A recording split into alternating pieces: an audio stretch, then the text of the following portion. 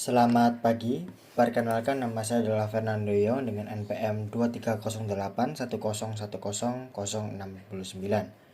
Pada video kali ini saya akan menjelaskan kode program permainan Snake Game yang telah saya buat menggunakan bahasa pemrograman C dengan pendekatan berorientasi objek secara struktural. Mari kita mulai dari bagian yang paling awal, yaitu library dan definisi awal program. Pertama-tama yaitu ada include stdio.h. Baris ini itu berfungsi untuk menyertakan library standar input-output di bahasa C. Library ini memungkinkan kita untuk menggunakan fungsi seperti printf dan scanf yang nantinya akan sering kita gunakan untuk menampilkan teks ke layar dan membaca input. Selanjutnya yaitu ada stdlib.h. Baris ini digunakan agar program dapat menggunakan fungsi-fungsi utility seperti run dan srun yang akan sangat penting dalam permainan ini untuk menghasilkan posisi buah secara acak. Selanjutnya yaitu ada unistd.h. Library ini digunakan di sistem operasi berbasis Unix atau Linux. Fungsinya adalah menyediakan uslib yang akan dipakai untuk memberikan delay atau jeda waktu antar frame permainan. Selanjutnya yaitu ada termios.h dan fvcntl.h. Kedua library ini digunakan untuk memanipulasi perilaku terminal. Kita butuh ini agar bisa membaca input keyboard tanpa menunggu tombol enter. Ini akan sangat penting untuk membuat input dari pemain terasa real time. Selanjutnya yaitu ada time.h.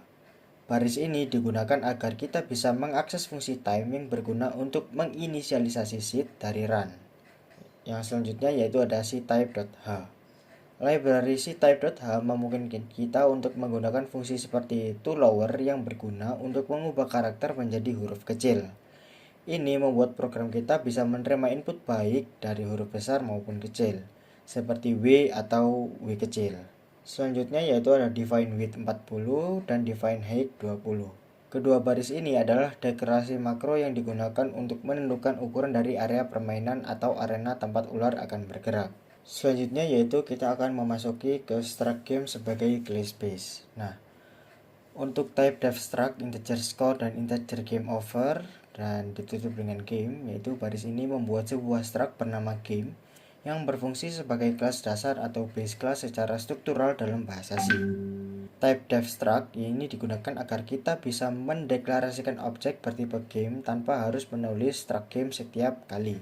Nah, di dalamnya ini ada dua variabel, yaitu integer score dan integer game over. Untuk integer score itu untuk menyimpan nilai skor selama permainan berlangsung. Kemudian untuk integer game over sebagai flag atau penanda apakah permainan sudah selesai. Nilainya 0 berarti permainan masih berjalan. 1 berarti permainan berakhir. Struktur ini dibuat agar bisa digunakan kembali dalam struktur Snake Game sebagai bagian dari prinsip inheritance secara manual di C. Dengan begitu, setiap objek Snake Game nantinya otomatis memiliki skor dan game over setiap bagian dari dirinya. Untuk selanjutnya yaitu kita akan memasuki ke struct Snake Game sebagai turunan, yaitu inherit dari game. Pertama-tama kita menginisialisasi type def struct yang berisi game base, yaitu simulasi inheritance, yaitu di sini ada class integer x, y, integer fruit x, fruit y, integer key, integer tail length, integer tail x yang arraynya berisi 100 dan integer tail y yang berisi 100. Lalu ditutup dengan Snake Game. Nah, struktur Snake Game ini merupakan struktur utama yang menyimpan semua data yang dibutuhkan untuk permainan di dalamnya, yaitu untuk game base adalah simulasi dari konsep inheritance DC. Dengan memasukkan game sebagai salah satu atribut, maka Snake Game otomatis memiliki akses ke skor dan game over. Hal ini meniru pewarisan properti dari kelas induk di OOP. Selanjutnya yaitu ada integer x dan y, yaitu menyimpan posisi kepala ular, yaitu sumbu x dan y di papan permainan. Lalu selanjutnya yaitu ada integer fruit x dan fruit y, yaitu menyimpan posisi buah atau makanan yang harus dimakan ular. Berikutnya ada integer k, yaitu menyimpan arah pergerakan ular yang akan diubah berdasarkan input keyboard, yaitu kiri, kanan, atas, atau bawah, atau menggunakan WASD. Selanjutnya yaitu ada integer tail length, yaitu menyimpan panjang ekor ular. Nilai ini bertambah setiap kali ular memakan buah.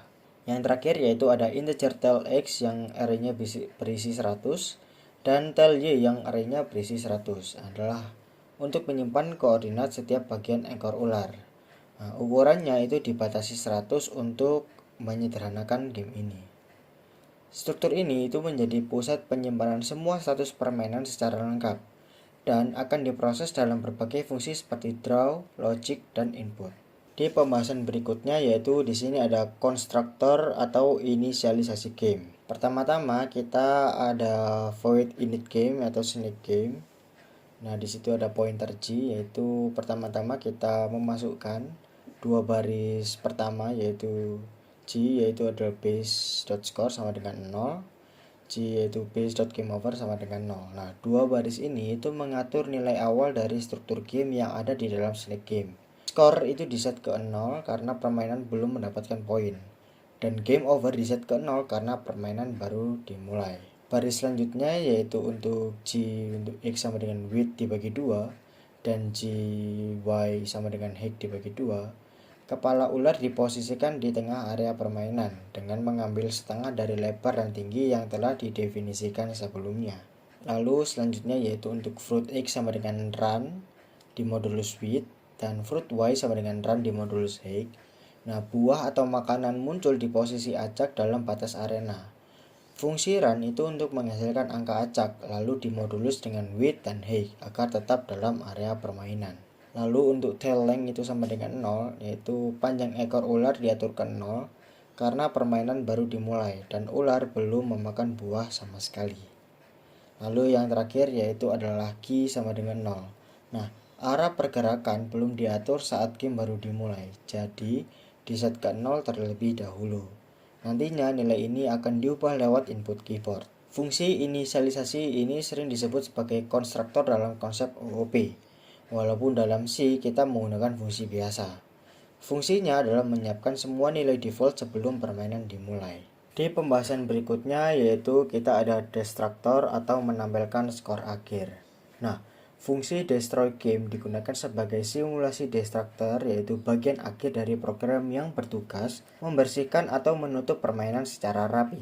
Untuk void pertama yaitu void destroy game snake game pointer G, berarti fungsi ini tidak mengembalikan nilai dan menerima pointer ke objek snake game sebagai parameter.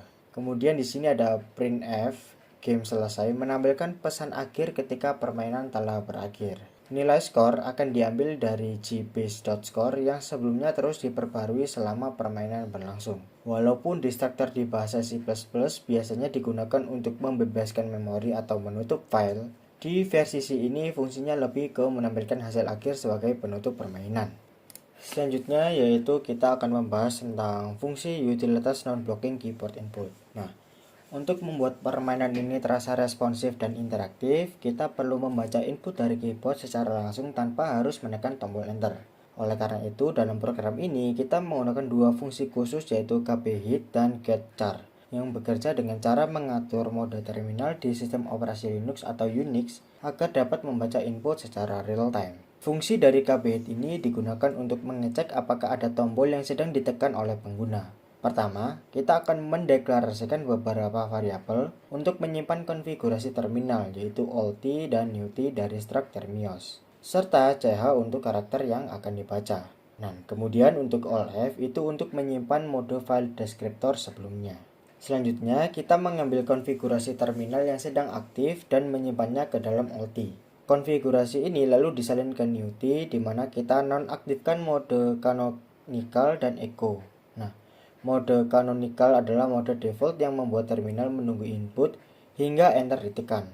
Sedangkan echo adalah menampilkan karakter yang diketik di layar. Keduanya dinonaktifkan agar input bisa langsung terbaca tanpa tampil di layar dan tanpa perlu enter. Setelah itu, kita mengaktifkan mode non-blocking dengan fcntl, lalu mencoba membaca input menggunakan getchar. Jika tidak ada tombol yang ditekan, maka hasilnya adalah IOF. Namun, jika ada tombol yang ditekan, kita kembalikan karakter tersebut ke buffer menggunakan ungetch agar bisa dibaca nanti oleh fungsi getch. Dan kita kembalikan nilai 1 sebagai tanda bahwa ada input. Terakhir, kita kembalikan konfigurasi terminal dan file descriptor ke kondisi awal agar tidak memengaruhi sistem. Sementara itu, fungsi getch digunakan untuk membaca satu karakter dari keyboard tanpa menunggu enter dan tanpa menampilkan karakter tersebut di layar. Prosesnya hampir sama. Kita matikan sementara mode canonical dan echo, ambil input menggunakan getchar, lalu pulihkan kembali konfigurasi ke terminal. Nah, fungsi ini digunakan setelah KB hit, memastikan ada input sehingga kita bisa langsung menangkap tombol apa yang ditekan, misalnya WASD atau X. Nah, kedua fungsi ini itu sangat penting karena membuat permainan bisa merespon input pemain dengan cepat. Tanpa ini, pemain akan harus menekan enter setiap kali ingin bergerak, yang tentu akan merusak pengalaman bermain. Dengan menggunakan KB hit atau catch, pergerakan ular terasa halus dan instan, seperti yang seharusnya terjadi pada game Snake. Di topik berikutnya, saya akan membahas tentang fungsi logika dari Snake Game yang sudah saya buat. Pertama-tama, saya akan menjelaskan tentang fungsi draw. Fungsi draw ini bertugas untuk menampilkan seluruh tampilan permainan ke layar, termasuk arena, posisi ular, ekornya, buah, serta skor dan instruksi. Langkah pertama di dalam fungsi ini adalah sistem clear yang akan membersihkan layar terminal agar tampilan sebelumnya hilang. Ini penting supaya tampilan game terlihat dinamis dan selalu diperbarui tiap frame. Kemudian, program mencetak dinding atas arena menggunakan simbol garis datar. Setelah itu, permainan digambar baris demi baris melalui 2 perulangan for di dalamnya. Nah, program ini memeriksa posisi kepala ular, buah, atau ekor. Jika karakter berada di posisi kepala ular, maka ditampilkan simbol 0. Jika berada di posisi buah, ditampilkan simbol bintang. Nah, jika posisi tersebut merupakan bagian dari ekor, ditampilkan simbol O. Jika bukan semuanya, maka dicetak spasi kosong. Setelah mencetak seluruh isi arena, program menampilkan dinding bawah dan informasi skor pemain, serta instruksi kontrol yang tersedia. Intinya, fungsi draw ini bertanggung jawab penuh atas visual game yang dilihat oleh pemain. Di part berikutnya, yaitu fungsi input, digunakan untuk menangkap input dari pemain. Input ini bisa berupa arah gerak ular, ke kiri, kanan, atas, atau bawah.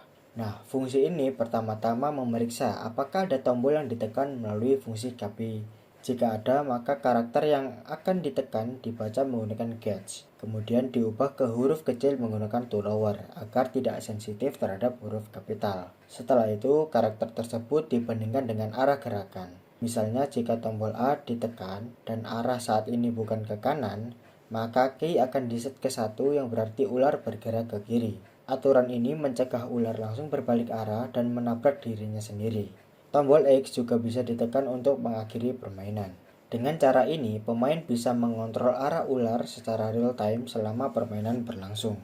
Di bagian selanjutnya yaitu ada fungsi logic, yaitu untuk mengatur gerakan dan ekornya. Fungsi logic adalah jantung utama permainan. Fungsi ini bertugas memproses semua perubahan dalam permainan, mulai dari pergerakan ular, ekor, deteksi tabrakan, hingga penghitungan skor. Pertama, posisi lama kepala ular disimpan ke dalam variabel sementara. Lalu, jika ekor ular memiliki panjang, bagian ekor pertama akan mengikuti posisi kepala, dan bagian ekor berikutnya akan mengikuti bagian sebelumnya. Ini dilakukan melalui perulangan dan saling menyalin koordinat antar bagian ekor, menciptakan efek ekor yang mengikuti kepala secara natural. Lalu selanjutnya yaitu untuk mendeteksi buah dan skor. Nah, setelah pergerakan ditentukan berdasarkan arah dari variabel key, fungsi akan memeriksa apakah kepala ular keluar dari batas arena. Jika iya, maka game over diset menjadi 1. Selanjutnya, fungsi memeriksa apakah kepala ular bertabrakan dengan ekornya sendiri. Jika iya, permainan juga akan berakhir. Terakhir, jika kepala ular berada di posisi yang sama dengan buah, maka skor akan bertambah 10. Buah akan dipindahkan ke posisi baru secara acak, dan panjang ekor akan bertambah 1. Semua logika tersebut membentuk permainan yang terasa interaktif, menantang, dan berjalan dengan aturan yang benar seperti pada game Snake pada umumnya. Di pembahasan terakhir yaitu saya akan menjelaskan tentang fungsi main dalam Snake Game. Fungsi utama program yaitu fungsi main merupakan titik awal eksekusi dari seluruh program. Disinilah semua logika, objek, dan alur permainan dikendalikan. Hal pertama yang dilakukan di dalam main adalah membuat sebuah objek bernama game dari struktur Snake Game. Objek ini akan menyimpan seluruh data permainan mulai dari posisi kepala ular, buah, skor, hingga panjang ekor. Selanjutnya yaitu ada inisialisasi dan seed acak. Sebelum memulai permainan, program memanggil sRuntime null, yaitu baris ini berfungsi untuk mengatur seed dari generator angka acak run, sehingga buah akan muncul di posisi yang berbeda setiap kali game dijalankan. Tanpa ini, posisi buah bisa selalu sama setiap kali program dibuka, yang tentu akan membuat permainan membosankan. Setelah itu, program memanggil fungsi initGame dan game untuk mengatur semua nilai awal permainan, termasuk skor, posisi ular, dan status game over. Di bagian berikutnya yaitu ada game loop utama, yaitu bagian inti dari permainan terletak pada perulangan while, yaitu while game based on game over. Selama permainan belum selesai, program akan terus menjalankan 3 fungsi utama secara berulang, yaitu draw, input, dan logic. Nah, fungsi draw ini akan memperbarui tampilan permainan di layar. Nah, fungsi input akan menangkap input dari permain, dan logic akan mengatur semua pergerakan, interaksi dengan buah, penambahan ekor, hingga mendeteksi tabrakan. Ketiganya ini dijalankan terus-menerus dengan jeda 100 milidetik menggunakan uslip 10.000. Nah, agar permainan berjalan dalam kecepatan yang nyaman untuk dimainkan. Untuk penutup permainan, yaitu karena pemain menabrak dinding atau ekornya sendiri atau menekan tombol X, program akan keluar dari perulangan dan menjalankan fungsi destroy game dan game. Nah, fungsi ini akan mencetak skor akhir ke layar sebagai penutup permainan. Terakhir yaitu return 0 itu menandakan bahwa program selesai dijalankan dengan sukses. Dengan demikian, fungsi main bertindak sebagai pengatur lalu lintas dari semua komponen permainan. Hal ini memastikan permainan dimulai dengan benar, berjalan sesuai aturan, dan diakhiri dengan baik. Sekian dari saya Fernando Yon dengan NPM 230810100699. Terima kasih.